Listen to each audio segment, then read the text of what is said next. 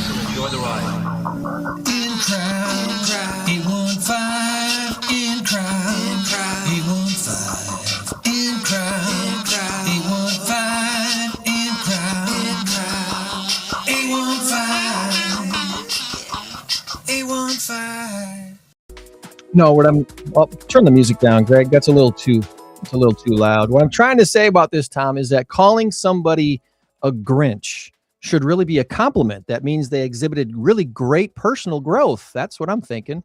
I'm Greg. He's Tom. This is your INCROWD815 podcast for the 20th day of December, the year 2025, the latest it's ever been in the history of mankind. I don't know. You big Grinch. Well, Merry Christmas, you big Grinch.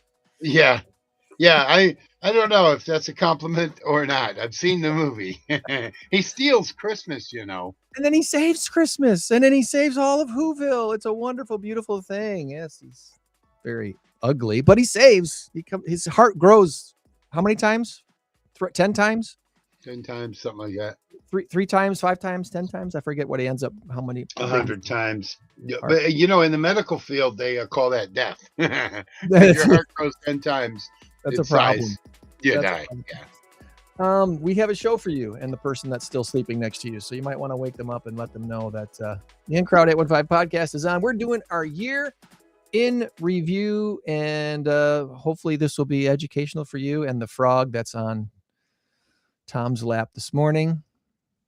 You're using earbuds today instead of your headphones. I am. I couldn't find my headphones. Dog got your headphones?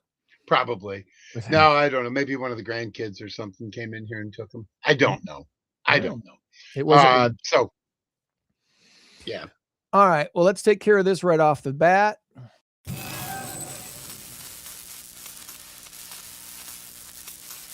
Our current race to 10 has Tom in the lead by a score of 5-4. Well, look at that. That's a little different. And our big number of the week this week is 38. 38. That's not a big number, Greg. I know it's not a big number, but you'll know it's a big number after I tell you the answer. Is the answer gingerbread or game? Gingerbread or game? Tom's got his answer in, and we'll ask you to put your guess in the comments where you might just win yourself a $25 gift card to the Landscape Connection. Yes, this is a great, if you need some last minute Christmas shopping, South Mulford Road down at Linden, go check out the Landscape Connection and all the things that Michelle has there at the store. It's an amazing store. They got some great stuff there. And I think this might be it last weekend for their Christmas walk. She has this amazing lighted up Christmas walk thing inside their building, which is so beautiful. It's so well done every year. Check it out. Bring the kids, bring the grandparents, do the whole thing, because it's beautiful. It's absolutely beautiful.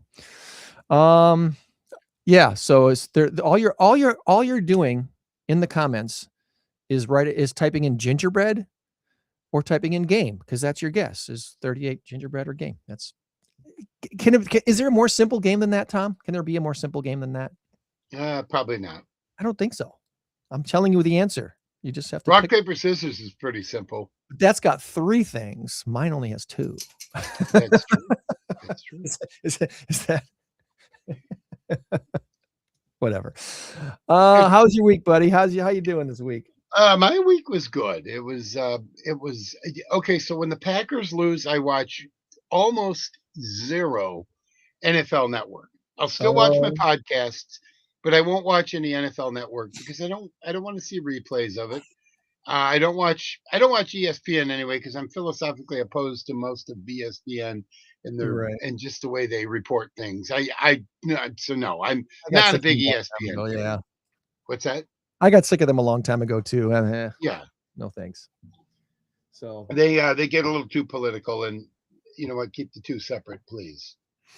Well, otherwise you lose me. We'll talk Packers football later on, because there's a lot to unpack there.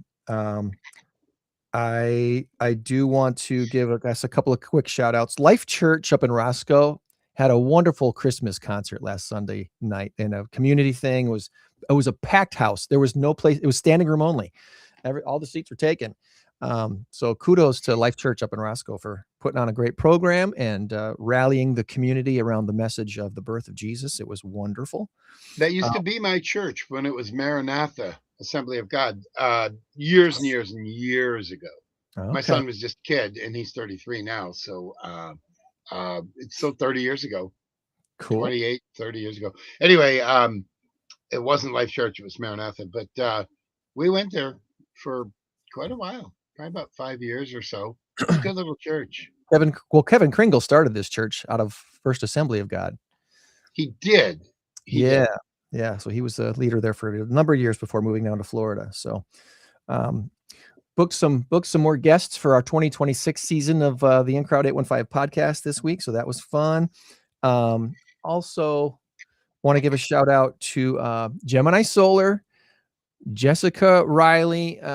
Is Jessica down here by my show? Yeah, she's down there. Jessica Riley, Envoy Mortgage. It's hard to see because the lights are a little dim in the corner. We delivered our check to Nick's Wish, the $1,000 winning check for the winning trivia team for the last mass karaoke trivia contest. Was the team led by Jess Riley of Envoy Mortgage. And so we had a $1,000 check to deliver, courtesy of Gemini Solar, to Nick's Wish, the $1,000 trivia winner at our last mass karaoke trivia contest. So congratulations to them. That was fun to be able to deliver that this week. A lot of prep stuff this week for next year's calendar of events here at INCROWD815. So one of the things I wanted to show you real quick, I'm going to be sharing the screen a lot today, is this screen right here. I've been advised by someone who should know that we should be using Eventbrite more. So I took the advice, and we have our events for next year up on Eventbrite. And they don't release them all at once, but the January linked lunch and the January INCROWD815 event at Lucha Cantina are both on there. Looks like February. I think the green. I have to double check what the yellow means. Maybe there's information missing. I don't know. Anyway, there's the so far scheduled events for INCROWD815 and our Rockford link lunches for 2026 up on Eventbrite. So if you're an Eventbrite user, you want to lock in your space at some of these places. And we don't necessarily take RSVPs for our free events, but sometimes we do have some limited space. So, for example, at the Rockford link lunch, January 9th, we really only have room for about 30 people. So it'd be nice to try to make sure we know who those 20 to 30 people are before we get to Rockford link lunch, the second Friday of every month. That's now all up on Eventbrite. And any other quick shout outs before I get to this wrapped event thing here? I don't think so. Had a good real estate week. Got a couple of buyers under contract in the last week. Had a closing for some sellers this week. So wrapping up the year. Thanks to everybody who helped me in my real estate business this year, because my goal was fairly modest, I thought, and we just barely got over the edge of it. So I did one more transaction than the goal I had set for the year. So thank you to everybody who sent referrals my way. That was very special. So you sold 2 houses. Hey, you know it. So yeah, it was good. This year, my goal honestly was just to do one a month. I really wanted to have 12 transactions this year. And on Friday was number 13. So thank you, everybody. Lucky number 13. You know what? One a month is a wonderful goal because it means that's your monthly paycheck right there. Pretty much. That's right. Yeah, no, that's a very good goal. All right. So for those who haven't seen this yet, our Spotify Wrapped for the INCROWD815 podcast says it was quite a year for you, INCROWD815. And here's a little proof that hard work pays off. Total audience increased by 100%. That's pretty darn good right there. That makes it feel We good. doubled our audience. And total new audience, 999%. I don't even know what this means. I just know that's a big number, and I'm happy about it, Tom. Our total new audience is 10 times what it was. There you go. Our total number of followers increased by 62% in the last year, and increase in total listening time from a year ago. Now, this is one that really does feel good. 72% more listening time to the podcast this year compared to last year. So that does feel like good. This year, one episode rose above the rest. According to Spotify, our most listened to episode was number 257 when we had Josh Garcia on from the State Line Disc Golf Association. It was played 198% more than our average episode. So kudos to SDGA for bringing the audience to the INCROWD815 podcast.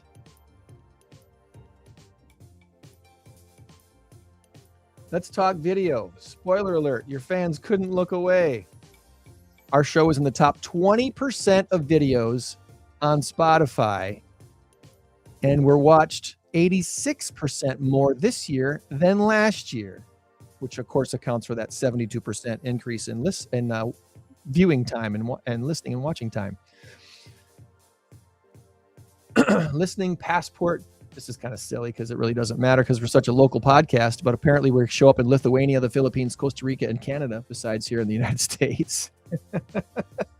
Canada, eh? Hey, welcome.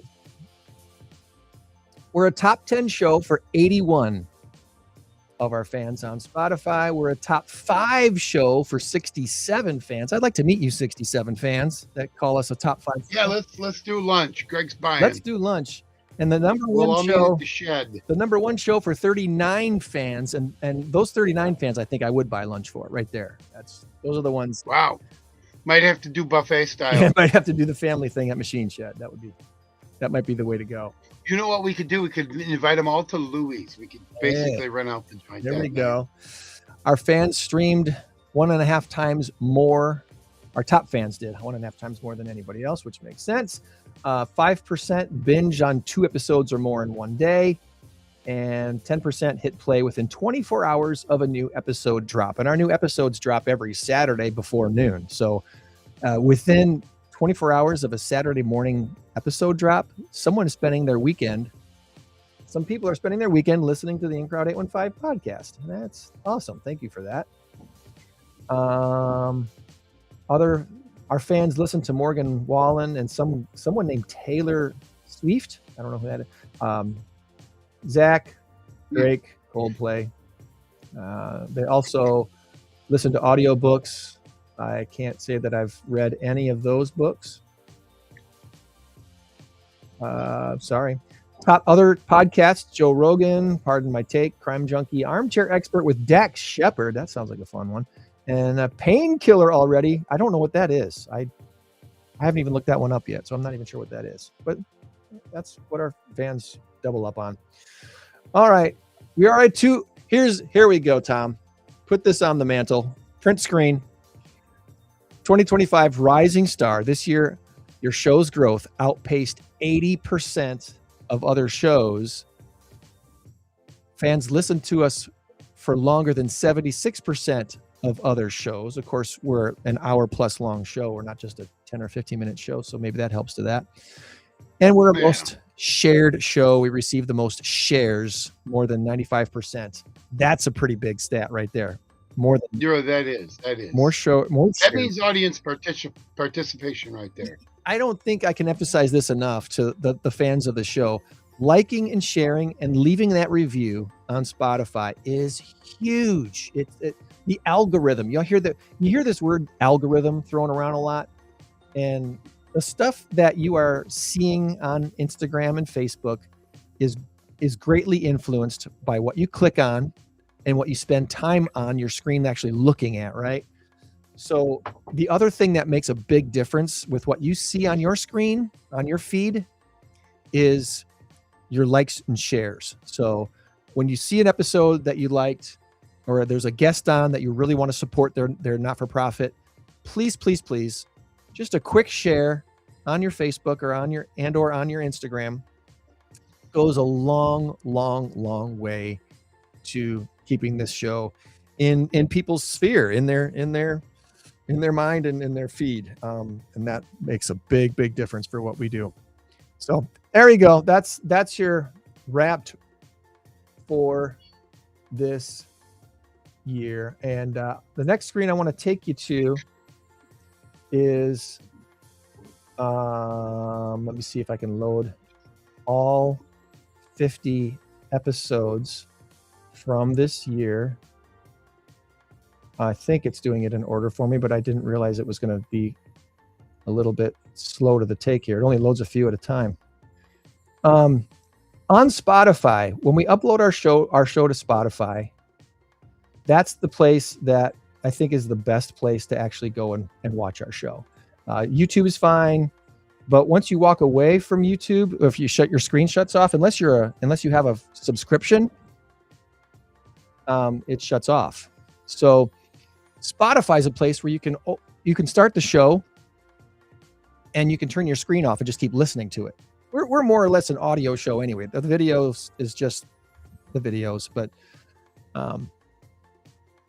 yeah, I would say please check us out on Spotify. Please follow us on Spotify and leave us that 5-star review on Spotify. If there's only one place for you, please let it be that. That would be awesome. All right. Did I say happy birthday to Dad yet? Happy birthday, Dad. My dad is 79 today. Happy birthday, Dad.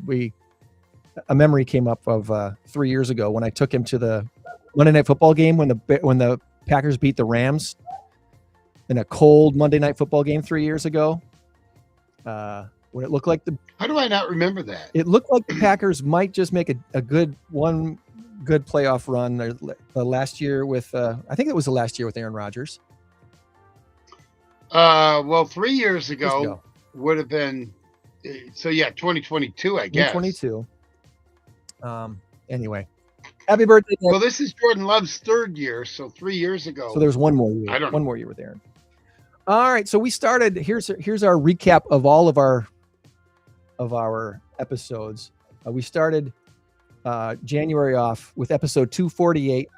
We talked with Paul from Shelter Care Ministries, and then we went on to one of the other announcements I had for this week was the fact that we have broken the 100 mark, Tom. I've been telling people that we're in the 90 range of how many not-for-profits we've had on the show. We are now officially at 103. Nice. We have had 103 of our local not-for-profits that have been on the podcast. Now, we have 197 registered not-for-profits here. I think this is according to NICNE, the Northern Illinois Center for Nonprofit Excellence, and the county. I believe there's 197 registered not-for-profits here in the 815 area. So we're over halfway to having all of them on the show at least one time to tell their story, why they do what they do, and what kind of support we can give them to help them continue to do what they do. 103 local not-for-profits have been on the podcast, and I'll get into some of these other stats in a little bit. But Ski Bronx, Women's Space, NAMI, Midway Village, and Paws, which, by the way, the Paws Humane Society, their fur ball this year is in March. They're not doing the February thing this year. I believe it's March 7th, but don't quote me on that for sure. It's in March. It's not in February this year. Oh, okay. The Tadmore Sustainability Institute, Epilepsy Advocacy Network, and then our episode 254, we had Dr. Oates on. He's the one that ended up winning the Excalibur Award this year from the Register Star and the Community Foundation of Northern Illinois. Dr. Cyrus Oates, your 2025 Excalibur winner, was on a podcast, episode 254, back in February, to talk about what he was doing, the years that he spent servicing our Rockford Public School youth with free dental care and how we wanted to enlarge that care and expand that care by having a center built, I should say, just retrofitted into the old Stenstrom Center down there by Jefferson High School. And they did a soft opening. Oh, yeah. They did their soft opening last week. So they are technically open. And he's setting this up for success so that it can run long after he's gone. You know, he's setting up a legacy thing here. So I'm big time kudos to what Dr. Cyrus Oates is doing with 205 DDS, direct dental service. It's awesome. It's really, really awesome. Kudos for what he's doing. Inscape Collective, the DBN Foundation, and Made for Rockford. That was one of our top episodes of the year, episode 256, when we talked with Matt from DBN and with Whitney Martin from Made for Rockford. As I mentioned, episode 257, the State Line Disc Golf Association, looks like one of our top listened to shows, or at least shared shows of all the year. The Kiwanis Club of Rockford. Oh, you know what that means? What's that? I got to double check this. Okay, they're on the list. I had to double check because I know, because there's a Kiwanis Club of Rockford and there's Alpine Kiwanis, right? So yep. I had to double check and make sure we put both of them on the list because they're two separate organizations. They are both on the list. Assisting Hands Home Care, Wesley Willows, Mother's Love, Tinker Swiss Cottage Museum, Carpenter's Place, Safe Families for Children, Camp IME, the Center for Sight and Hearing, Rockford Robotics, Laurent House, Marshmallows Hope, Rosie's Birthday Club, there's the Alpine Kiwanis, our friend at Boone County Jiu-Jitsu, Gemini Solar, the RVCU, Tails Humane Society, Lifescape Services, Blue 815, Bravehearts, which, by the way, if you're following us along on Facebook, you saw we posted Bravehearts Therapeutic Riding has a special volunteer day event coming up this Tuesday. They could use your help out at their Poplar Grove location. If you've never been out there, it is such a beautiful facility. If you've ever driven out to Edwards Apple Orchard, Edwards East, you've driven by probably Bravehearts Therapeutic Riding Center out there. It's just a gorgeous, beautiful place. If you're available on Tuesday, go help them out. Check out their website, check out their Facebook feed, and let them know you're coming. They will have a photo op thing going on there too, so you can post some photos about what's going on out there. And then they also have a photo contest running till the end of the year, and I believe they're giving away some prizes. So check out Bravehearts Therapeutic Riding, their special end of the year stuff that they got coming up this Tuesday, and then the photo contest, which runs till the 31st. Sustain Rockford, Comprehensive Community Solutions, Veterans Smile, Keep Northern Illinois Beautiful, Rockford Habitat for Humanity, and our friends at Mactown Construction there, the Byron Civic Theater, Boone County Fair. Tom came on and told Ratcliffe came on and told us all about the Boone County Fair stuff for the season. Life Decisions, the YMCA Camp Hope, Special Olympics, which has some special stuff coming up, including their Polar Plunge. The Polar Plunge for Special Olympics is out at Pierce Lake, right? I believe it's Pierce Lake. I don't do cold water. It's also in March. So yeah, I'm toying with the idea of doing that. Susan Coburn, who is on with us, Coburn, she's encouraging me to participate this year. I might just donate, Susan. I might not participate other than just a small donation. But I'm not ruling it out yet. We'll see.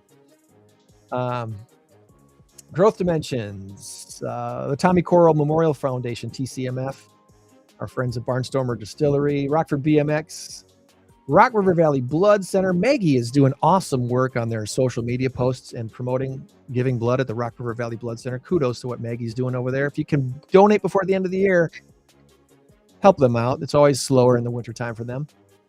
The Superhero Center for Autism, our buddy Mark Henderson and Mark Henderson's Weather Hub, which he just had an announcement this week that, I don't know if you saw this or not, Tom, but he just accepted a position as a community development director for Rockton, the village of Rockton. So Nice. we'll have him back on to talk about that once he gets up to speed in his new role. He's going to continue doing Mark Henderson's Weather Hub because he obviously loves being a weatherman, and he's doing so great. People, it seems like every time he posts a weather update on his Facebook feed there, he gets a couple hundred, if not a few hundred likes and shares and dozens of comments, people thanking him for what he's doing and really appreciating the work that he's doing to continue to inform us on the weather on a timely schedule. He's doing a great job on the Facebook, and he's got a YouTube channel too. Mosaic in Rockford, they have a new community relations manager. We met Jackie Corsi this year. The Haven Network, our buddy Michael from Wholesale Payments, Midway Village Museum, Rosecrans. We had Shannon on for a show. We met Julie from the Nature at the Confluence. Talked to the boys from Anavox. I said boys. You're the boys. Still for me, boys. Sunset Memorial Gardens and the DBN Foundation on episode 287. Golden Apple Foundation.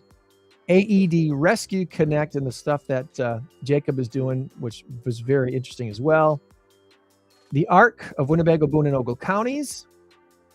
Our in-crowd events show 291. We talked with Tracey Fults at Medicare 411 and the $5,000 grand prize that we gave away for the November 13th Mass Karaoke Trivia Contest. Another real popular show this year when we met Eric Fish from the Fish Abled Foundation. Very well liked and shared show. Thanks everybody for that. Our Mass Karaoke Trivia Contest recap show was episode 293. Woman's Space of Rockford, Sports Illustrated Packers writer Jacob Westendorf, Lifescape Community Services, and then Veterans Memorial Hall and GABA A Alliance last week. So there's your rundown of all the shows from 2025. And I asked AI to do some work for me. Let's see if this actually did any goodness. Let's see if they did a decent job. I asked AI to give me a recap of the year, and this is what it gave me. It says, as we approach the 300th episode milestone, which will be January 4th, by the way, 2025 stands out as the year INCROWD815 became more than a podcast. It became a community movement spanning episodes 248 to 297. This year showcased the relentless spirit of the Rockford region. Greg and Tom have consistently used their platform to bridge the gap between high-level professional networking and grassroots community support. Pretty good paragraph one there, AI. This year was characterized by action-based networking beyond the studio. The INCROWD815 networking group took over venues like the Ross Pearson DFW, Tabala Event Center, and local businesses to turn podcast conversations into real-world connections. On Facebook and Instagram, followers saw a constant stream of giving back moments, most notably the Mass Karaoke Trivia Contest, which saw a staggering $5,000 donation to Marshmallow's Hope from Medicare 411. Major theme throughout these past 50 episodes was regional legacy, whether it was visiting the curator at Veterans Memorial Hall to preserve our veterans' stories or celebrating the Golden Apple Foundation. Greg and Tom focused on the institutions that provide the foundation for the state line's future. These episodes served as a bridge between the city's rich history and its modern professional evolution. One of the most high-octane moments of the year was the Mass Karaoke Trivia Contest recap, episode 293. This event was a masterclass in fundraising, resulting in massive wins for local charities, a $5,000 grand prize going to Marshmallow's Hope, and additional wins for Nick's Wish and Ramp. The podcast proved that the INCROWD815 audience doesn't just listen, they show up and they give back. Boom. Love that. As the show approaches the 300 episode mark, the diversity of topics has expanded even further, exploring everything from specialized healthcare with the GABA A Alliance to regional heritage and even sports media. This variety ensured that the InCrowd wasn't just a business circle, but a cross-section of everyone making a difference in the 815. So I asked it also to give me the top 5 most listened to episodes. And because I didn't tell it to only look at Spotify, it didn't give me the same Spotify list we just looked at. according to AI's look at the most listened to episodes. So I'm assuming that means it looked at YouTube and Facebook and Rumble and X and LinkedIn. Well, wouldn't that include like Joe Rogan's podcast? Yeah. So the top 5 most listened to episodes of the INCROWD815 podcast this year, their number 5 was Woman Space, episode 294, which focused on mental health and creativity. A couple of weeks ago. Episode 296, Lifescape Community Services, a cornerstone of elder care. Saw a surge of listeners from community members looking for ways to volunteer and support Rockford seniors. Number 3, the Fish Abled Foundation, episode 292. We met Eric Fish and his mission to make the outdoors more accessible. Mm-hmm. Number 2, when we had Mactown Construction on, episode 248, right at the beginning of the year. According to AI, it says this episode struck a chord with the local workforce. Cassie Bonnet's insights to the construction boom in the 815 provided a roadmap for how local trades are evolving and hiring. And then the number 1 show, according to AI, was episode 293, our recap of the Mass Karaoke Trivia Contest, by far the most shared episode of the year. Listeners tuned in to hear the final results of the competition and how Marshmallows Hope won the grand prize. So well, awesome stuff. If I may deviate for just 1 second, I told you before, I watch a lot of podcasts, and I'm a huge fan of a guy named Peter Bukowski. He does the Locked On Packers podcast. He does. And what's that? Yes, he does. Yes, he does. He's very good. Very good. I strongly encourage you to watch the Locked On Packers. I get it on YouTube podcast. Anyways, Vedacam alive and well. Veda's back. Vedacam. All right. Well, Jake Westendorf was on the other day, and he was on something called The Squad Show. It's Peter Bukowski, it's Brandon Snide, and Coach Jeff Jagodzinski. They call him Coach Jags. But Brandon Snide was not there, so Peter was handling it, and it's The Squad Show. So you'd go to NFL Locked On NFL Squad Show. Mm-hmm. And Jake Westendorf was on. It's an hour-long podcast, and it was very good. I watched it. So I watch it every week. The Locked On Network is pretty impressive. They got a Locked On podcast for every one of the teams. So if you want to learn more about, your favorite team and your second favorite team or your third favorite team, you can find a Locked On podcast all about them. You could do Locked On Jacksonville Jaguars. You could do Locked On Cincinnati Bengals. And you could do Locked On Pittsburgh Penguins if you want, because they have Locked On Hockey.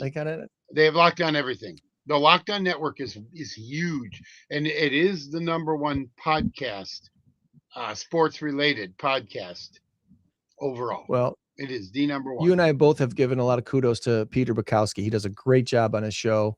And, of course, having Jake Westendorf on our program has been a lot of fun over the last years. Absolutely. Yeah. So really appreciate what he's doing. I would strongly encourage you and listeners, if you would like, go look at this week's. It was Friday's episode. You'll find it. You just have to type in Locked On Packers and then the date, Friday the 19th, 12/19. And it really told the story. It was Cody something or other, like Cody Anderson or something was his guest. And it gave an insight. Basically, it encouraged me big time as to how the Packers can win and why they think the Packers will win. And this isn't just smoke and mirrors.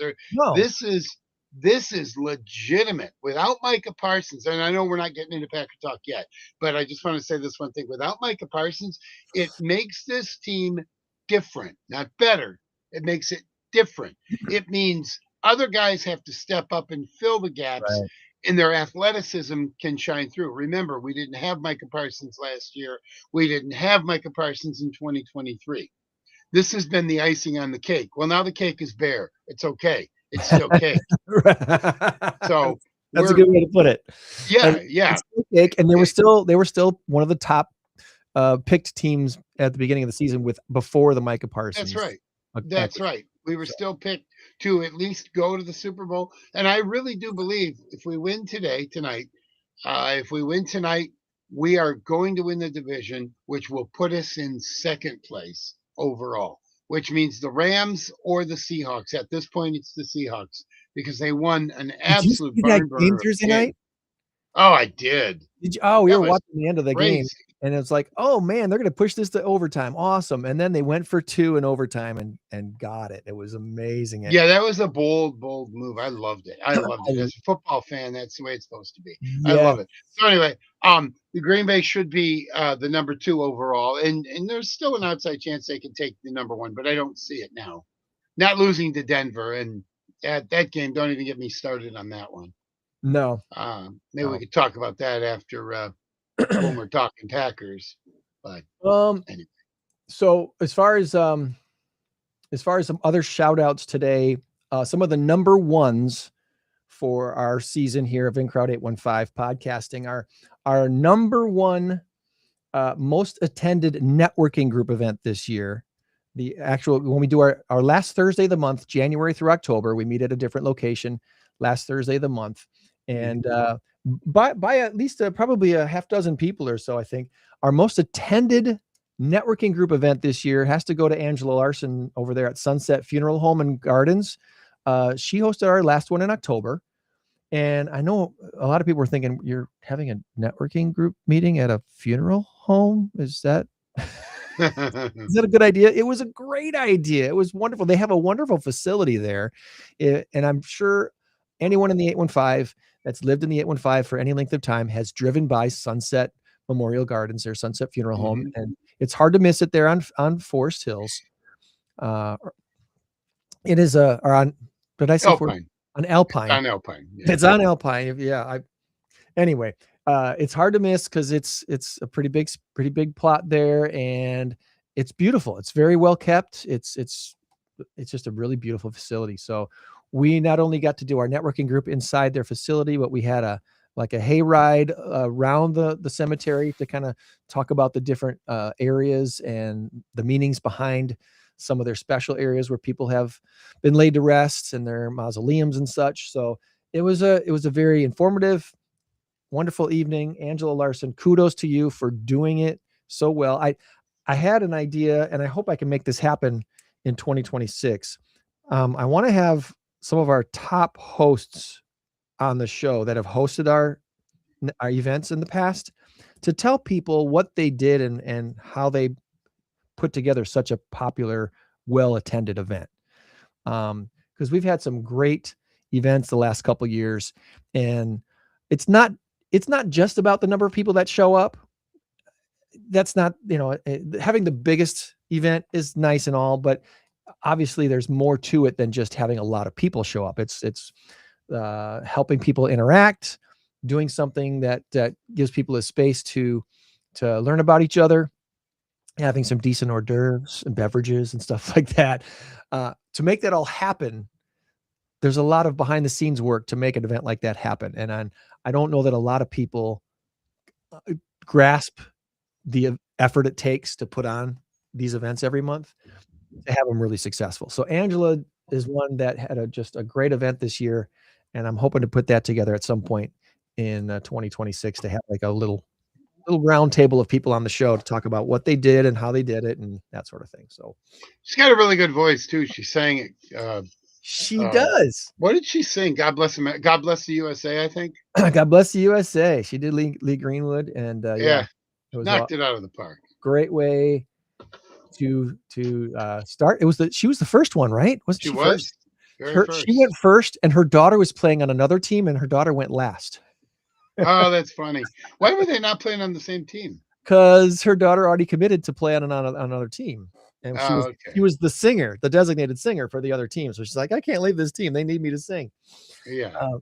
Our number one fan of this year has to be Linda Wennmacher. Linda. She has been an amazing supporter of INCROWD815 from the beginning. And the former executive director of Mosaic. She's doing something else now, but really, really appreciate all that Linda has done to help promote what we're doing here at INCROWD815. And our number one supporter of the year has got to go to Tracey Fults at Medicare 411, coming forward to help make There you are. Medicare 411 helped to make our Mass Karaoke Trivia Contest the success that it has become is in super large part because of her. And we have already talked about what 2026 is going to be like. And we're planning on 2 big events again for Mass Karaoke Trivia Contest. So details coming soon. The top 10 guests of the year, again, according to AI. I don't know how it figured this one out, but here we go. Let's see. Can I put this on the screen? I don't know if I think I can put this on the screen. See how this looks.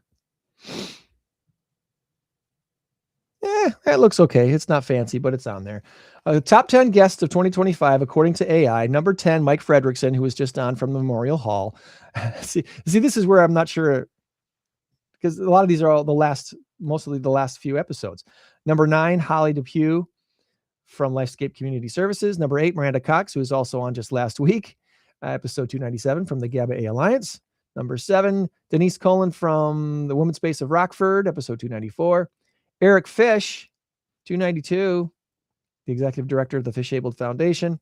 Number 5, Jacob Westendorf, Sports Illustrated Packers writer. Number 4, Charity Champions Recap, our Mass Karaoke Trivia Contest recap show. Marshmallows, Hope, Nick's Wish, and Ramp. See, that really wasn't a guest. That was just a show. So I don't know what AI is doing there. Our DBN Foundation, Made for Rockford movement. So that also include Whitney Martin. Number 2, the Belvedere VFW Spotlight. We did episode 272, Elizabeth Costa and Rob Bland. And number 1, Cassie Bonnet for episode 248, Backdown Construction. I don't know what criteria AI used for that list, but I wanted to give them all a shout out anyway, because we had some great guests on this year. And that was pretty awesome. And then finally, I asked AI to give us the top 10 quotes from the last 50 episodes, from episode 248 to 297. And this is what it gave me for the top 10 quotes. Let's see if these are actual quotes that were on the show, Tom, and if we remember saying them. This is going to be the chance. Did you say it? Did I say it? Or did a guest say it? Maybe that's the game. You ready? Okay. All right. The INCROWD815 podcast, hosted by Greg Saunders and Tom Warner, is a cornerstone of the Rockford, Illinois community, formerly known as the Saturday Morning Stateline Show. It focuses on local nonprofits, difference makers, and small businesses. Over the last 50 episodes, the show's evolved into a high-energy platform for advocacy and networking. Here are the top 10 quotes from Greg, Tom, and their guests. At number 10, I don't care what the big news says. The biggest news in town is who's helping who at the food pantry this week. I think a guest said that. I don't remember which guest, but I think the guest that was talking about the Northern Illinois Food Bank, the food pantry here, I think a guest said that. Number 9, if you can survive a Rockford winter and a round of Tom's trivia, you can survive anything the world throws at you. There you go. I may have said that. I may have actually said that. Number 8, success in the state line is measured by the length of your table, not the height of your fence. I like that. That's a nice quote. And I think a guest actually said that. Don't ask me which. It didn't tell me what episode these came from. I wish it would have. But number 7, we're big enough to matter, but small enough that your reputation still means everything. And that was said by that guy right over there. That's a Tom Warner quote. We're Rockford. I'm smarter than I thought. We're big enough to matter, small enough that your reputation still means everything. I think you said that when we had Whitney Martin on with Made for Rockford. Okay. All right. Made for Rockford. I'm pretty sure that's the episode that was set on. Number 6, the best way to cure a bad day in your own life is to go volunteer for someone else's mission. One of our guests said that. I don't remember. I do remember that. I think it was the Golden Apple Foundation when we were talking about Golden Apple Foundation, but I'm not 100% sure on that one. Correct me in the comments if you can remember. All right, now we're into the top 5. Top 5 quotes. The top 5 quotes of 2025 right here on the INCROWD815 podcast. Number 5. In the 815, neighbor is a verb. It's something you do, not just someone you live next to.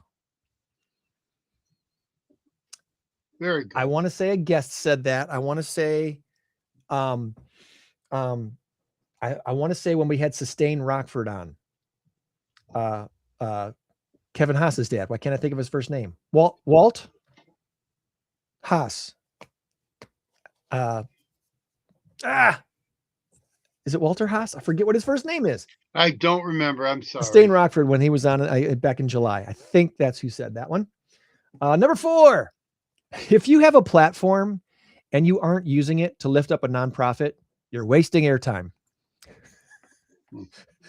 It says I said that when I was talking about the shift from traditional radio to community focused podcasting. Maybe I did.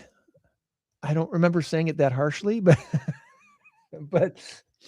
I don't think it was harsh. I think it's just true, you know. Yeah. If you don't use the gifts that God gives you, then you are wasting your time. I know a couple different times this year we've talked a little bit about that transition from traditional terrestrial radio to the podcast thing, and the difference that made in our lives, things that made it easier, things that made it more challenging. Well, that comment in a nutshell can be translated to life in general. Yeah. If you have any kind of a talent and you don't use it for good, or worse yet, if you use it for bad, let's say you're a really good mathematician, but you figured out a way to crack the code at a bank and siphon a bunch of money off. Well, you're using your talent for bad. But if you figure out how to crack the code and find a cure for something, you're using it for good. There's the delineation. There's your line right there. It's what you do with what you have that makes the biggest difference. Absolutely. You know, and if you're using it for bad, well, then you are bad, and you are not using your gifts for good. Yeah. So basically, that's, and we, in a nutshell, that's what it is for me. And obviously, what we've chosen to focus on is our local not-for-profits, because generally speaking, the people involved with the people that founded these not-for-profits are some of the kindest, most generous, thoughtful people you'll ever meet. Yep. And that's they deserve a spotlight shown on them. And most of them aren't asking for the spotlight to be shown on them. They just want to get good work done and do good things for good people, for all people. And that's what we're doing. So, and that's what's going to make, I'll say this here too. This is a good point to say this. Good time to say this. This is what's going to make getting the next 94 guests on this show difficult. When people ask me what we do with the podcast, and I tell them our goal of having all 197 registered local not-for-profits on the show at least once, and they kind of usually give me a little bit of a look like, wow, that's a big audacious goal. And then up until a week ago, I've been telling them, we've had over 90. Now I can say we've had over 100. And when we talk a little bit, we're up to 103. And when we talk a little bit more, and I ask them for their help, what I'll say is, don't take this the wrong way, but we've already had the low-hanging fruit on the show. The most active not-for-profits that have annual fundraisers, annual events, annual volunteer kickoff things. Those are the easy ones to get because they're already trying to promote their events.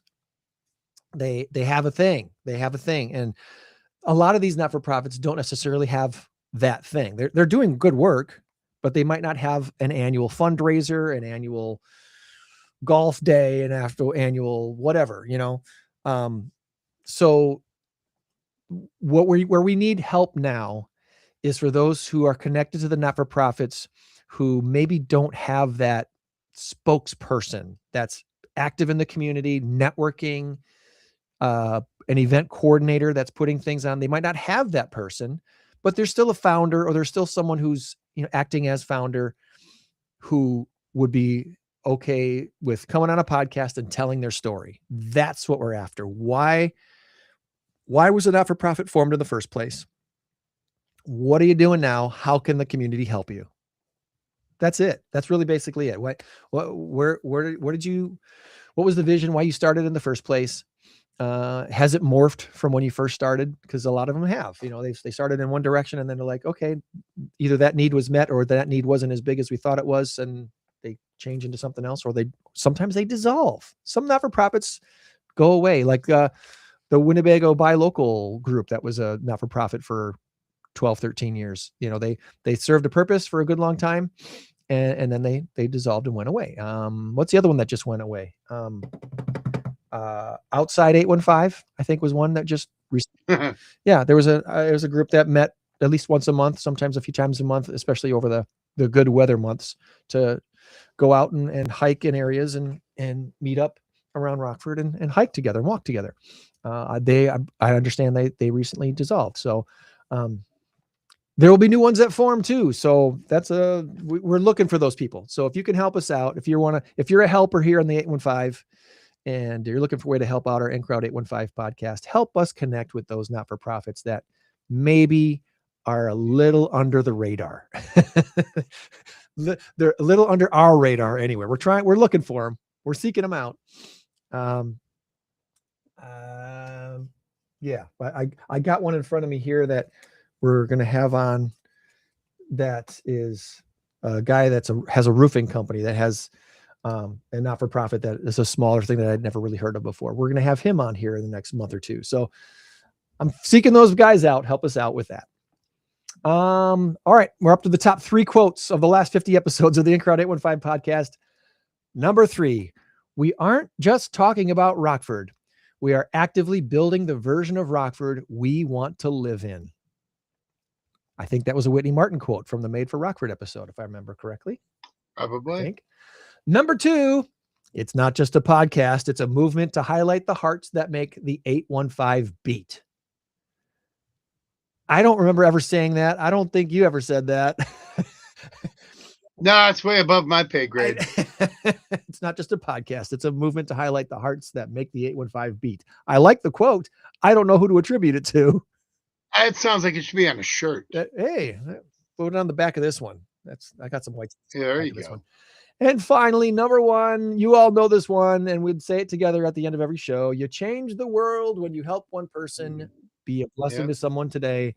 Greg Saunders, signature signed off, and foundational philosophy of our show. And then it wraps up by saying the social media buzz in 2025 was dominated by INCROWD 815's monthly mixers, while Instagram showcased the unfiltered fun of the special events, most notably the Mass Karaoke Trivia Contest. The synergy between the podcast and the networking group has turned INCROWD 815 into a true community engine. As we head toward episode 300, which will be January 4th, the momentum is undeniable. We're celebrating the people who make Rockford a better place to live, work, volunteer, and play, one episode at a time. So thank you, AI, for doing a pretty decent job of summing things up. We are up to 103 local not-for-profits that have been on the podcast. We did 5 special events this year, 2 Mass Karaoke Trivia Contests. We had a big timber axe throwing competition fundraiser back in July. We had a Rockford Rivets game, and we did a blood drive with the Rock River Valley Blood Center in August. So those were our 4 special events and 1 kind of a special promotion with the Blood Center. And of course we had 10 networking groups, 10 networking group events, but one of those was a little bit different. We had 9 meeting hosts. And then the one month we did a NAMI Trivia Night support for their March event at the Park Lanes. Park Lanes, yeah. By the way, we have that coming up again. Danielle and I were talking, and she wants to do the January, February, March thing again. Awesome. So we're going to have, it seemed to work out really well. So we're going to do that again. And it's, it means I got to get going on my trivia quiz. Did she say if there was going to be the last Thursday of the month, all 3 months? It should be. Okay. That's the only time I can do it. Okay. All right. So why don't you incorporate your INCROWD, our INCROWD 815 event on the Thursday at Park Lanes? Well, and everybody there plays trivia. we do already have hosts for those 3 months. Yeah. Because January we're going to be at Lucha Cantina.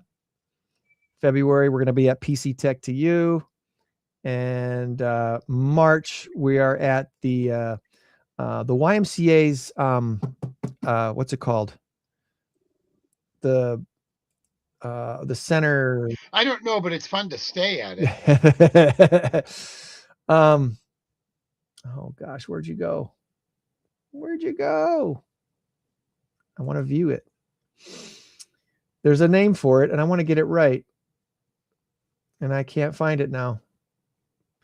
The host is Gemini Solar, but we're going to be at the center, the YMCA new center on 200 Y Boulevard. And the name of it is totally escaping me right now, which I apologize for that. It's not the Puri Center, is it? No, it's because they've got the one out there on Perryville and Newburgh. I got all this stuff here. The question is, do I have that form? Oh, the Excel Center. It's called the Excel Center. Okay, good. So we'll be at the Excel Center at the Y in March. So anyway, follow us along on Eventbrite and Facebook and all that fun stuff. Yeah, so we should think about having Danielle come on probably in the next few weeks. If she's, I'll talk to her, or you can text her. Let's get her on. So anyway, 50 episodes in 2025. We have one more next week. Actually, we're going to be talking with another new one that we haven't had on before. The founder of Shevets, SHEVETS, Shevets, Nancy Clark, and obviously, if it is what you think it is, it's veterans who are women who have a not-for-profit here in the 815 area. So we're going to talk to Nancy Clark about that next week. Here on the show, I think that covers the recap. I think that covers it, Tom. Anything else that you think I'm missing? No. My memory only lasts about 2 or 3 weeks, so I'm good. If I copy the link to the podcast, again, we really would love to have you follow us on Spotify. So we're going to put the Spotify link in the chat. So Rumble, Facebook, and YouTube, you should be able to see that on there. It's a bit of a long link, so it doesn't really help me to say it. It doesn't give me an abbreviated, easy link to share. It's a long link. So it's in the chat. It looks like this. And that's why I'm not saying what it is, because no one's writing that down. You're copying and pasting that thing, everybody. Or just click on it. Yeah, if you're on those platforms. All right. I think that's everything, buddy. Before we talk Packer football, let's do our big number of the week. What do you say? Sounds good. All right. Big number of the week before we get to our Packers talk.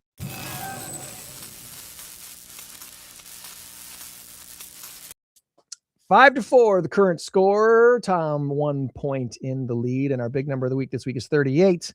Is the answer gingerbread or game? And you sent me your answer. And if you had to guess what the most sought after toy of the season was, you'd probably be wrong. Odds are you've never heard of it, and I never heard of it until this morning.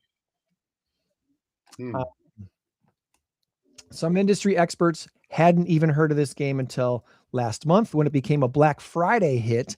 It outsold Xbox. It blew up on TikTok in the TikTok shop and was number 1 in Amazon's toys and games category, according to the Wall Street Journal. The toy is called Next Playground. It's a $249 motion-based gaming console for kids. It looks a little bit like a Rubik's Cube. It has a camera on it, and they have quadrupled their sales this year compared to last year. And I'm going to show this to you because I'm interested to see what it looks like too. Here's the Next Playground. And yeah, it does kind of look a little bit like a Rubik's Cube, doesn't it? A little bit, yeah. Little Rubik's Cube-ish. Next Playground, $249.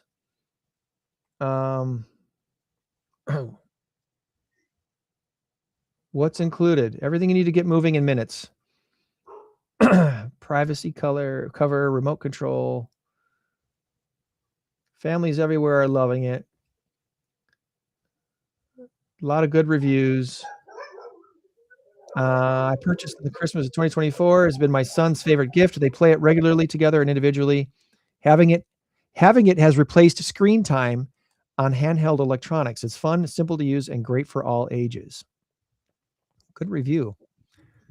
There's a 2-star review. I bought it last week. Love the idea. It does that. It has a hard time staying tracked to the kids' movements. Okay. She says the cost doesn't align with the quality. Would be more appropriate in the $50 to $100 price range. Okay. Well, maybe maybe they'll improve it. I don't know. So there's the big hit.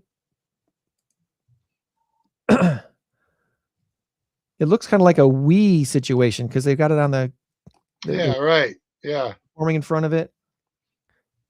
If Bluey and Barbie and Elmo are part of your game package, I mean, that's going to make it pretty popular, right? Bunch of starter games, 5 free starter games, including Fruit Ninja. It kind of, it looks like the newest version of a Wii. So there's your big game for 2025. Next Playground. And that's the first I heard of it was this morning. I had never heard of it before. It looks interesting. I like compact, colorful, whatever. I'm ready to try it. I'm going to take the point though. The cookie most purchased across 38 states, according to Target's nationwide sales data collected between November 1st and December 6th, is the gingerbread cookie. Is that like for only the month of December or all year round? Because that can't be true for all year round. This Oreo's the #1 cookie. Right. The company has dubbed gingerbread the country's favorite holiday cookie. Okay, there you go. Yeah. Holiday cookie. So America has spoken. Gingerbread cookie is king.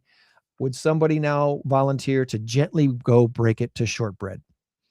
That's the quote. So, all right, 5 to 5 as we go into the last week of 2025. And that's our recap for the year. Congratulations. You made it. You made it to the end of 2025. This year has flown by, and the Green Bay Packers are playing the Bears tonight, Tom. This is, I think this is true. I saw this week. This is only the second time in the history of the Bears-Packers rivalry they've played on a Saturday. Really? Only the second time. The first time was like 82 years ago or something like that. So yeah, I wasn't there. I wasn't there. Yeah. Saturday games. Let me see if this comes up here. No, it doesn't automatically come up. But I did hear somebody say, and I might have been one of Westendorf's podcast quotes or whatever, that this is only the second time they've ever played on a Saturday, and I can't find when the first time was. Prior to 2025. See if it comes up. The most recent Bears-Packers Saturday game was in week 16 of the 2024 season. Really? Okay. That would have been last year? I thought it was a long time ago. I totally misheard that. Yeah, that was last year then, and I don't remember them playing on a Saturday last year. Because that was no. Because that was the year, that was the game that the Packers lost on that, I don't know, Cody Parkins field goal, I think it was. Yeah. Or maybe it was Cairo Santos. I don't remember. But anyway. And that was a Sunday. I'm pretty sure that was a Sunday. Yeah. Bears Packers have played several Saturday games before 2025. Late in the season when college football, there was December. Yeah, I don't think this is right. I think AI is getting this one wrong. Yeah, they do that a lot. They do that a lot. You got to check. You got to totally check. And my query is probably not that great, but the Packers had the loss wasn't so devastating to Denver as it was the injuries that happened in Denver. Obviously losing Micah Parsons for the rest of the season is going to stink big time. But the Packers were still one of the favorited teams before they acquired Micah Parsons. So the defense, in a lot of cases, and you see this with other teams too, that the NFL football is a little different than basketball, right? You've got 11 guys on the field and not just 5. Right. And actually you got 22 because you got totally separate defense and totally separate offensive.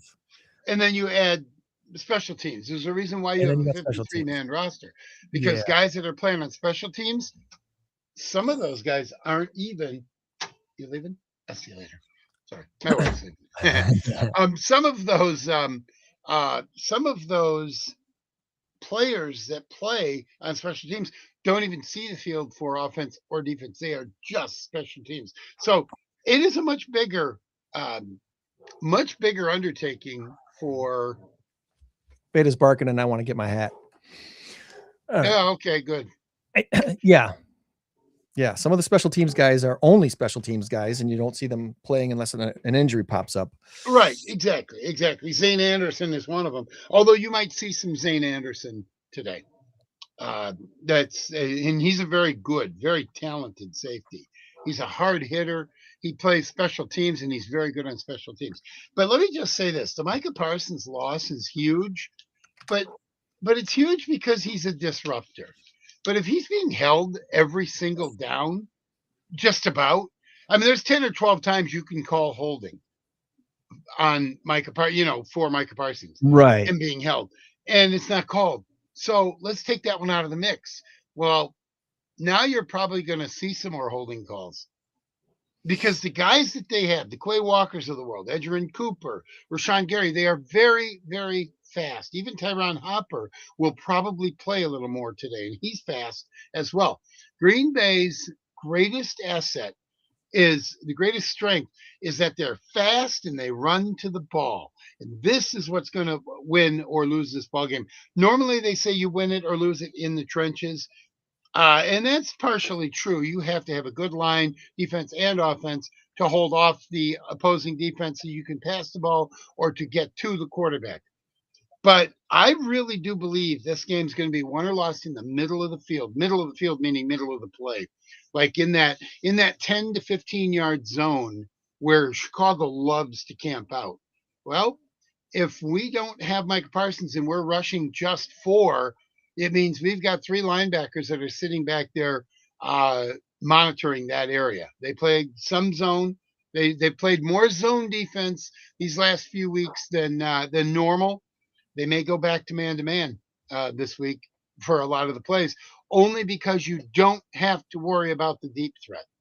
You don't have to worry about the deep threat.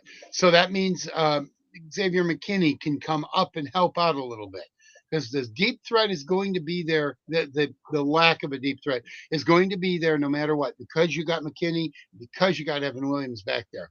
This is why teams don't throw long on them. It's why Green Bay is the number 1 defense for not giving up. I don't know how to state it, but for not giving up 10 yards or more, 20 yards or more plays. So they don't give up the big play.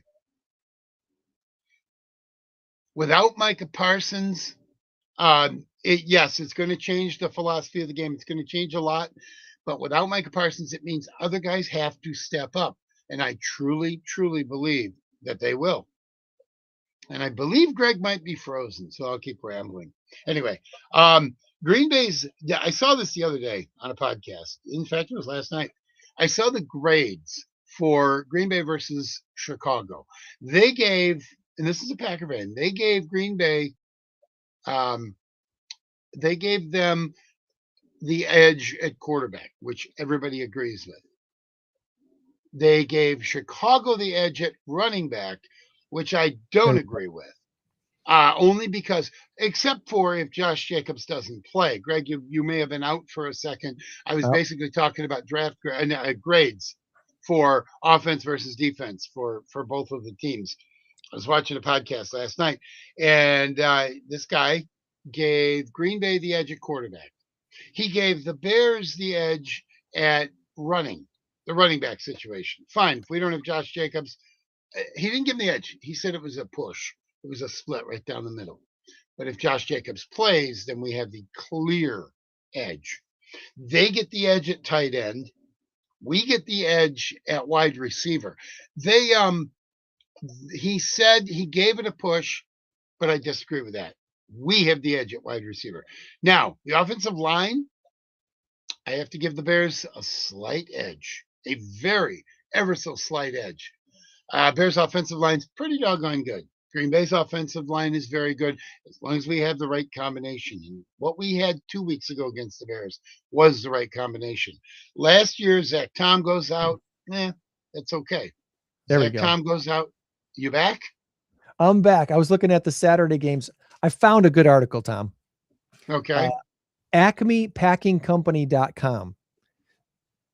Justice Mosqueda? Acme Packaging Company. No, I know, but was it written by Justice Mosqueda? John Meerdink.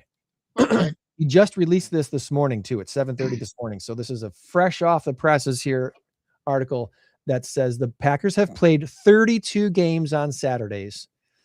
So 32 times they've played on a Saturday. And as far as days of the week, the Packers have played, Sundays are obviously number one. Counting playoff games, the Packers have played 1,339 games on Sundays. They've played 78 Monday games. They've played 61 Thursday games and 32 Saturday games. They did play a game once on a Wednesday. I think that was a Christmas Day game. Never on a Tuesday, but they have played a game on a Wednesday. Although the NFL has played on a Tuesday. Yeah. 24-22 win over the Cleveland Browns in 2021. That was on Christmas Day against Baker Mayfield. Mm-hmm. Rasul Douglas put the final nail in the coffin, picking off Mayfield at midfield with a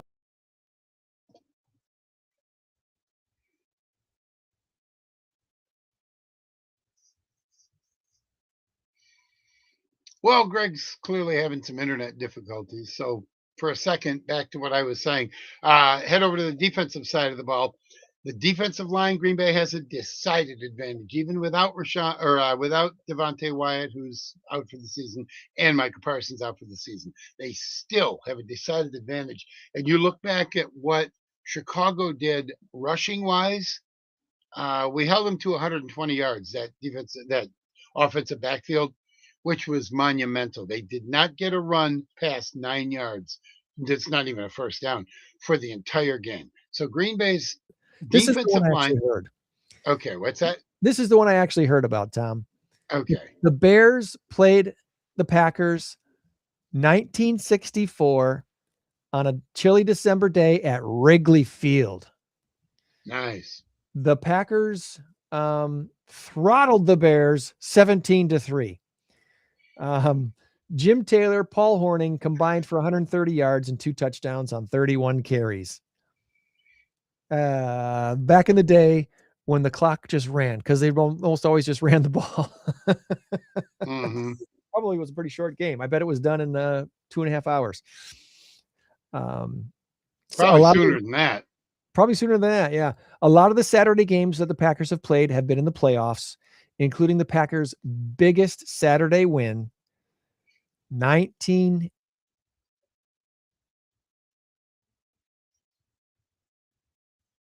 Wait for it. Wait for it.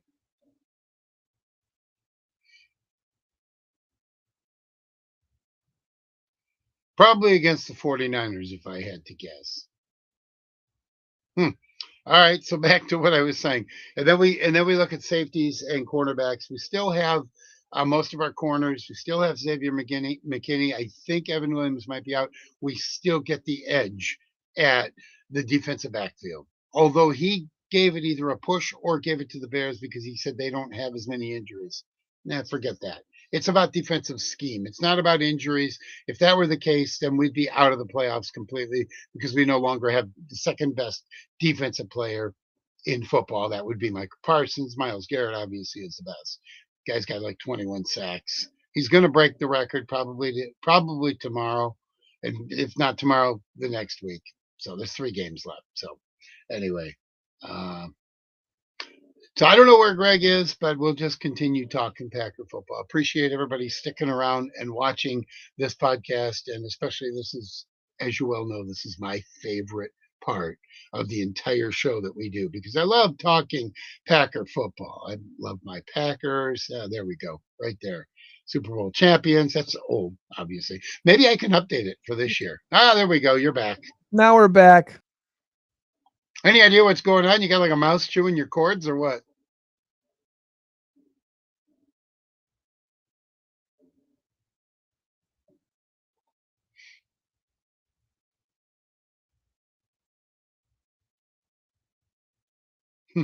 And then finally, special teams.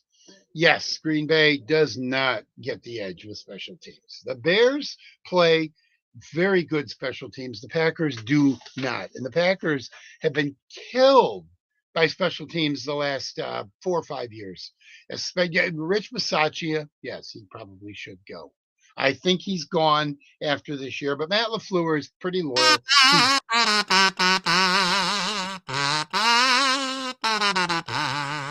Are we back? Oh, right back. All right, there we go.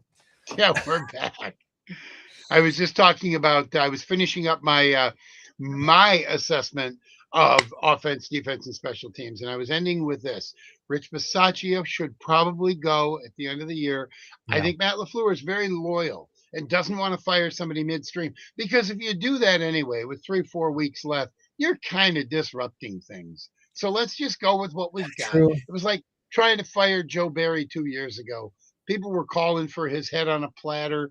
And even though we showed up big time against the Cowboys in 2023, the best game Jordan Love's ever played, we won it 48-32.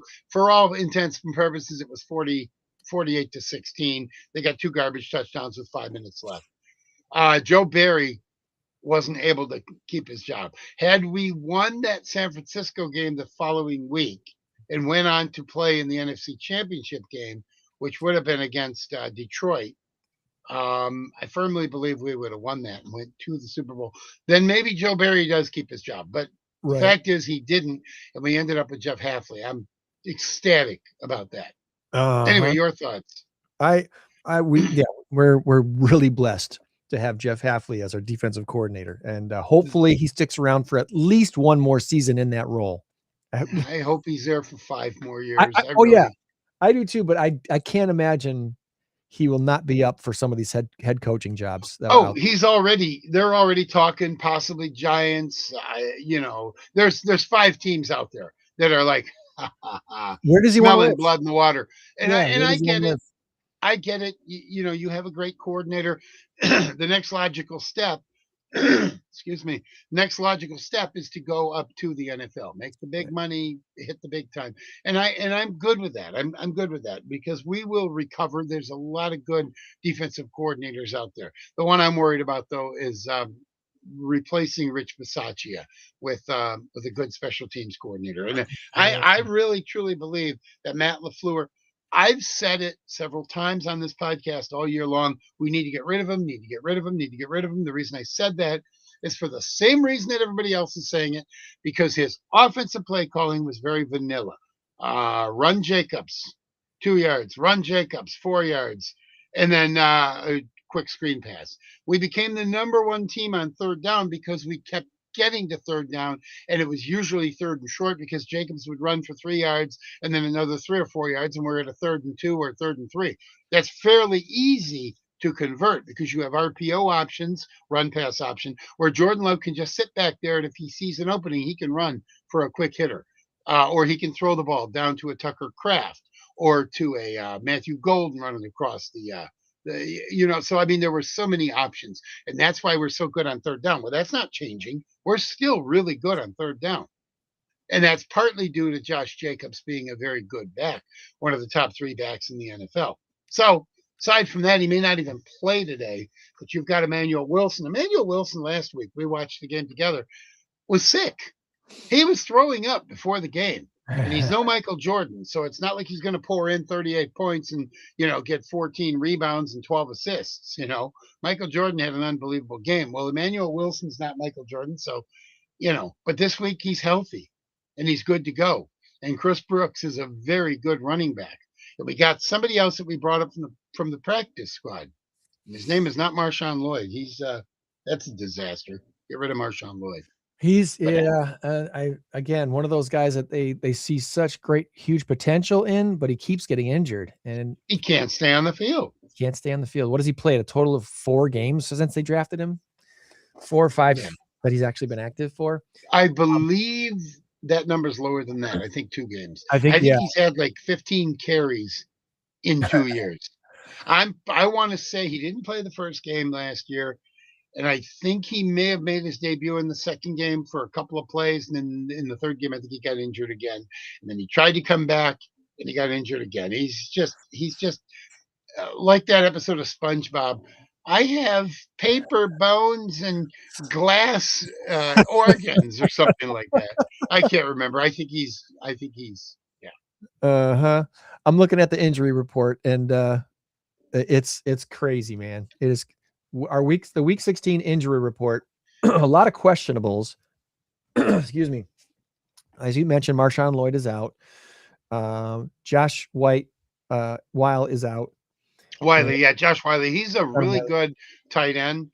But they brought up another guy. They either brought up a guy or picked a guy up off waivers. I think they picked the guy off waivers. John Williams is out, and Colin Oliver is out. A lot of questionables. Chris Brooks and Igbari. Golden's got a wrist injury, but there's a dash next to his name, so I guess that means he's in. I haven't heard that he's out. Or game day. Colin Oliver, you said he's out? Are you sure he's out? Because I saw last night that he was playing. Colin Oliver, defensive lineman, hamstring. This says he's out. Okay. I don't know what FP stands for. Thursday FP. LP, FP. So that was his week. Limited practice, full practice. Full practice. Okay. So he did. Okay. Zach Tom, questionable, but probably not. You think so?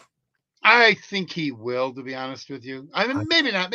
It might be smarter not to have him play because we have options at offensive line. We have options. So it might be smart to keep him out one more week. Because it seems like we keep bringing him back too soon. We got 18 guys on the injury report. Okay. So that doesn't mean they're all out. It just means there's 18 guys on the injury report and 1, 2, 3, at least 4 of them are out. Here's your Bears injury report. 1, 2, 3, 4, 5, 6, 7, 8, 9, 10. The 2 big ones being Burden and Odunze are out. Ogbongbingo, which I think Obonga Bingma. I can't say his name. He's a linebacker. Yeah. He's out. I can't remember. I have to look at it and Mr. Amen. Mr. Amen. 4 guys questionable, and DeAndre Swift, the big name on that list with the groin injury. He limited practice on Thursday. Cole Kmet also, he was in full practice Thursday, but still questionable. Yeah. So either way, we're going to see 2 teams not at full strength, but definitely at full emotional investment because this is the rivalry. This is the big game. And it's going to be exciting to watch. So I'm excited to see what happens tonight. I do think it'll be a Packers victory, but I think it's going to be pretty low scoring. I think it's going to be a 13-10 type of a situation today. I don't for some reason I think we're going to score some points. We don't have any trouble scoring points, even against the best defense in the league, the Denver Broncos, who after Micah Parsons went down, they were smelling blood in the water. They went after Jordan Love with a fury. They still weren't really getting to him. They were and they weren't. I mean, we had some 3-and-outs, but we also scored a couple of touchdowns. We scored because we had it was 16-14 at the half. I guess we only scored 1, and we went for 2. and got it. So it was 24, 34 to 26. We didn't go for 2. We scored a touchdown and a field goal in the second half.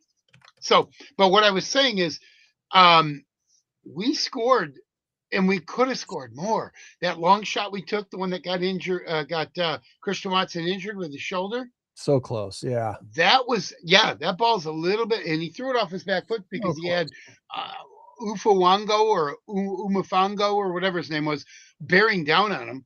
And that ball was a perfectly thrown ball. It was right there, but it was perfectly thrown for Pat Surtain as well. And he reached in and grabbed it. Okay, so that ball is like a foot or 2 higher, and Christian Watson grabs it up here. Now we've got probably another touchdown, and we're up 31-14. We were watching this going, oh my God, that was it.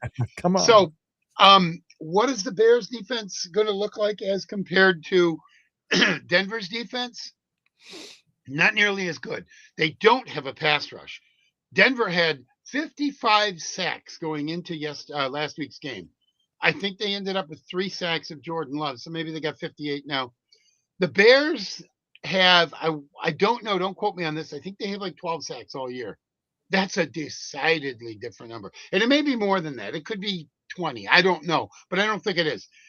But they've got a lot of interceptions. They have 12 interceptions. And they have like 26 takeaways because they're up to like 30 takeaways now. It's crazy. They probably are. Yeah. They strip the ball. They go in there and start grabbing at it. And that's fine. That's fine. And remember the peanut punch they do that, whatever. So we just have to hold on to the football and don't let that happen. And Jordan Love needs to be protected. That's really going to be the key to the game. I know I said the middle of that field, the middle of that play is going to be where the game's won or lost. It is. But that's because if Jordan Love is protected, he's going to hit the middle of that field too, because the Bears linebackers are good, but they're not great. And that is where we're going to absolutely eat our lunch all day long with a couple of long shots mixed in. Remember, Christian Watson is playing. He's going to be limited. From what I understand, Matthew Golden is back. He was the number 1 receiver last week.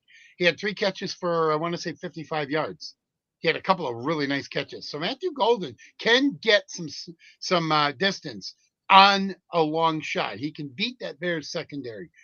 You've got Jaden Reed too, a healthy Jaden Reed now. He's healthy. He had a full practice Thursday. Did not participate Wednesday, but he had a full practice Thursday. And his he had a personal thing. It wasn't even an injury that kept him off.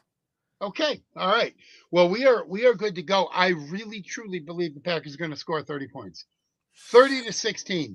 30-16. I think the Bears will kick 3 field goals and they'll get a touchdown.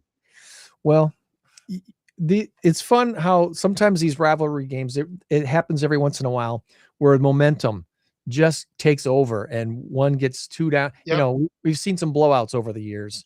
I think one of the most heartbreaking ones was, I think that one year the Bears beat the Packers in Lambeau, like 55-10 or something crazy like that. And this is a while ago. This was, I think, back in Walter Payton days. But obviously that one still sticks with me a little bit, but there's been some years where it's just something happens and it just turns on the scoring machine for one team or the other. I don't know that that's going to happen on a cold Chicago day here in Saturday in December of 2025, but I'm still thinking like 13-10. I think it's going to be as long as we're the ones with 13, I'm good. I don't care if the score is 2-0 Green Bay. And by the way, the Bears did beat the Packers 2-0 back in the 1930s, 20s or 30s. I think it might have been like 25 or 20, 2-0. Lowest score you can get in a game. So here's one interesting thing about the Bears and giving up. If you remember, I had a bunch of friends over watching a Bear Packer game. It was on a Monday night, and most of us were Packers. There was about 8 of us, and there were 3 or 4 of my friends were Bear fans. The Packers won the game like 47-14, and every time I turned around, Aaron Rodgers was throwing another touchdown pass. I was almost embarrassed. I was like, oh my God. Here it is. I found it, Tom. September 27th, 1931. Bears. No, September. I'm sorry. Where'd you go? I just saw you.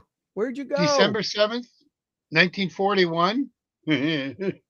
A day that will live in infamy. I lost it. It was right here. No, and I you said lost it. 1931 anyway. There it is. There it is. October 16th, 1932. Packers 2, Bears 0. Oh, okay. I thought it was the Bears beating the Packers. I don't know. October Maybe 16th. AI is lying again. This comes from the football database, footballdb.com. Okay. All right. So I think I can trust this one. It goes all the way back to 1921's first game, where the Chicago Staleys beat the Packers 20-0. Okay. And then they met again in 1923. The Bears beat the Packers 3-0. Okay. And in 1924, the Bears beat the Packers 3-0. Wow. Finally, the Packers win against the Bears September 27th, 1925, 14-10. Okay. The Bears did win 2-0 on some game. Obviously not the Packers. So check that out. Maybe you'll find it. I'm reasonably sure about that. Okay. Again, I wasn't around then. So here's a Bears-Packers game 6-2 in 1931. Oh, wow. The Packers beat the Bears 6-2. 1932, Packers 2, Bears 0. That was an October game. Mm-hmm. 1937, Bears 14, Packers 2. 1938, Bears 2, Packers 0. Okay, there you go. There it is, 1938. Another September game in 1938. That's hilarious. That is all right. So there's way back history back there. Yeah, that's so interesting to look at that. So what I was going to say is, in that Detroit, Green Bay Chicago game, where the Packers just kept running it up. They weren't running it up. The Bears gave up, and that was the problem. This Bears team will not give up. So you're not going to have to worry about the Packers winning. Now, I say they're going to score 30 only because I think they're going to come out like barnstormers, and I think they're going to score early and often. I think the Packers are going to score on their first 3 or 4 drives. Look at what they did against Denver last week. Against the #1 defense, they scored on their first 5 drives. And then in the second half, they could have had another one. That could have been a blowout. That could have been a 42-14 game. It was that close. And a couple of crazy injuries. Now think about it.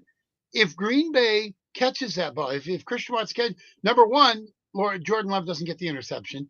Patrick Surtain doesn't intercept it, because that play would have been a touchdown for the Packers. Micah Parsons doesn't get injured because it changed the butterfly effect. It changes the dynamic of the whole game. And then Zach Tom probably doesn't get injured. And Christian Watson doesn't have the injury. I mean, my God. And the Packers then would probably be the #1 team in football. Not #1 team like record-wise, because the Rams or Seattle would be #1. Yeah. And New England would be #1. But the Packers would be 10-3-1, and they would be in the driver's seat for the #1 seed right now. Or they'd be in second place. And then all we'd need is a Seahawks loss. Well, it's going to be a race. That's how important one play is. Now, on the other side of the ball, Green Bay is also not going to roll over and die. Chicago's not going to beat Green Bay by 12 points. I say 30-16 because I think it's going to be a little closer than that. I think it's going to be like a 23-16 game, and the Packers are going to get a late touchdown. Sometimes the score is a misnomer. Sometimes the score isn't indicative of what the game really was like. Yeah. The first game, well, like the first game that the Bears and the Packers played, they were up. Packers were up 14-3. And then it was 14-10, if I'm remembering correctly, and then 21. They let them back in to 11. No, it wasn't. It was 21-3. Am I correct on that? No, it was 14-3. Then the Bears went 14-11. Then the Packers went up 21-11. Then they tied it again. and then the Packers won it. So I guess the game was close, but Green Bay clearly dominated in a lot of ways in that game, but they also dominated Denver last week in the first half. So I found the game that I was thinking about earlier that pretty much scarred me for life. December 7th, 1980. December 7th, 1980. Packers 7, Bears 61. Oh, 61-7. I believe Walter Yes. Payton threw a touchdown in that game. He did. He absolutely did. I know that because I just read that the other day. He's one of a handful of running backs or players who have thrown a pass, ran for a touchdown, and caught a touchdown pass in the same game. It's been done 12 times. Yeah. Vince 61-7. I Vince remember Evans that. was the Chicago Bears starting quarterback. Vince Evans' quarterback rating that day, 158.3. That is a perfect rating, by the way. That is a perfect rating. You can't get any better than that. Let's see. Can this be right? Neither team scored in the first quarter. It was 0-0 at the end of the first quarter. Walter Payton had a 1-yard run touchdown in the second. Walter Payton, a 3-yard run touchdown. Roland Harper, 1-yard run. James Lofton for the Packers, 15-yard pass from Lynn Dickey. And then Brian Boschnagel, 4-yard pass from Vince Evans. So it's 28-7 at halftime. And then it just got worse from there. Robin Earl, 9-yard pass from Evans. Ricky Watts, 53-yard pass from Vince Evans in the third. Walter Payton, 14-yard run. Len Waltersheed, interception return for Chicago. And Willie McClendon, 2-yard run for Chicago. So Payton did not throw a pass in this game, or at least he didn't have to throw a touchdown pass. I think he threw a pass. What? The touchdown pass he threw was in 1979. Now that I think about it. He was great at that. They threw that out there every couple times a season where he would throw a pass. And the man was amazing. Walter Payton was, he was Sweetness for a reason. He was called Sweetness for a reason. I shook his hand and got his autograph. That's my claim to fame. Oh, that's cool. That's so and I haven't washed my hands since. Which is why I never shake your hand. The history of the Bears Packers is it's now currently 109, 96, and 6. Obviously the Packers over the last 30 years have just dominated the Bears because they had a lot of catching up to do, and they caught up and passed them by 13 games. So 109, 96, and 6. Packers lead the series, and today's game is going to be good. All the games have been really good recently. They've been in the last couple of years. They've all been good games. I do want to see good games, yes, but I don't like the idea of parity in the NFL. I want it to be natural parity. I don't want it to be, don't let another team stack, whatever. But the way they're doing it, the way Roger Goodell is doing it, it's almost like we're going to make this just the most even league possible. You can't force that kind of stuff. No. You do it with making, where you playing a game, what day you're playing. They're just trying to do too much. And at least currently, there's a handful of teams that just stink. And mostly it revolves around the front office. They can't pick players, and the players they do pick, they can't coach up. There's some front offices that have just totally stunk. And it seems to me the Bears have finally figured things out. They finally got the coach that they need. If they give him the tools that he wants, they're going to be successful for a decade. If they give Ben Johnson the tools he needs and wants to run his style of offense and do his thing. So I think the Bears have a bright future. The Packers have had a bright present for 30 years. So tonight's going to be fun. It is going to be fun. I don't, boy, it's been a rough last couple of weeks, and I don't mean just football wise, because football is insignificant. in life in general, it's been cold. I've been working a lot. I'm tired. I just want to let the world go away for a while. A Packer victory would be so awesome tonight. Just to just to lift my spirits, Uh, well, Tomorrow there will be no Bear Packer game. I mean, no Bears game, no Packer game, because I watch two games a week. I watch the Packer game and I watch the Bear game because this way I hmm. can root against the Bears. Yeah, I don't hate the Bears, but I don't like them. They're our rivalry, our arch enemy. So I like Well, to watch both I think games. it's still going to be interesting to see what the Lions do. Are they gonna hmm are they gonna keep it together enough to squeak in the playoffs? No, no, I don't think so.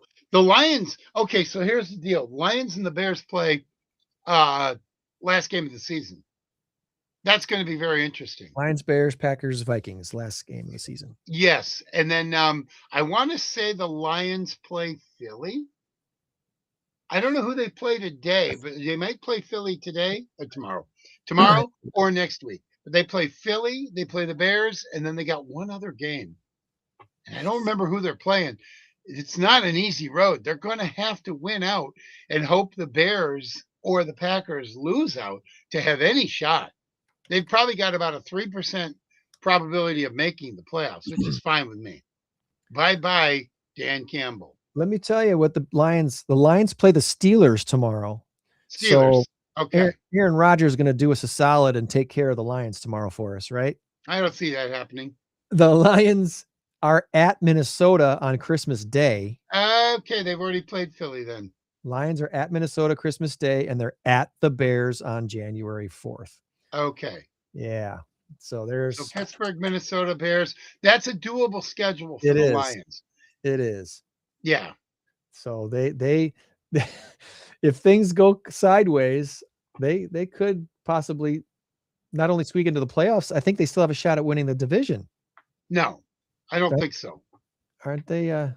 Well, they're 8-6. And Chicago, yeah, you're right. They could. They could. Because Chicago is 10-3. And the Packers are 9-4-1. Is that right? It doesn't make any sense. Chicago's 10-4. Chicago's 10-4, Packers 9-4-1. So for the Bears would have to lose, and then the Packers would have to lose the last two games, and the Lions have to Right. win out. Which Yeah, Lions need a lot of help, and I just don't think that. Well, here's the thing: Bears Packers play today, so one of those two teams is going to win. the Lions So are I don't think the Lions are rooting for the Packers today. I think the Lions are rooting for today. Yeah, because if the Packers beat the Bears and then they beat the Bears, they could possibly, if Green Bay loses out, they could possibly win the division. But with Green Bay winning, no, see, here's the thing. I think they're rooting for the Bears today.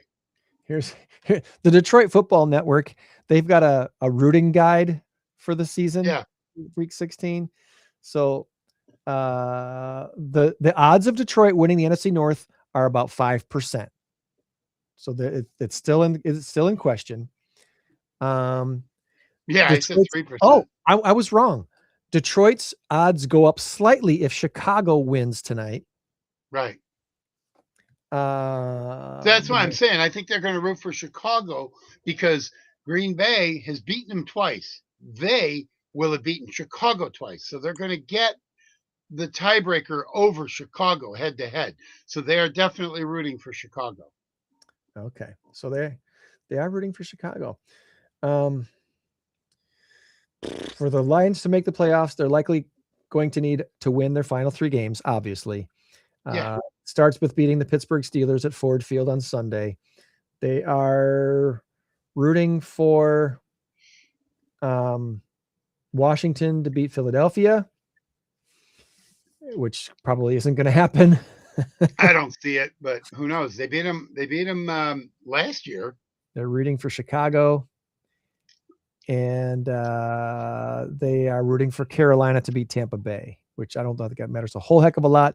They need San Francisco to lose at Indianapolis Monday night.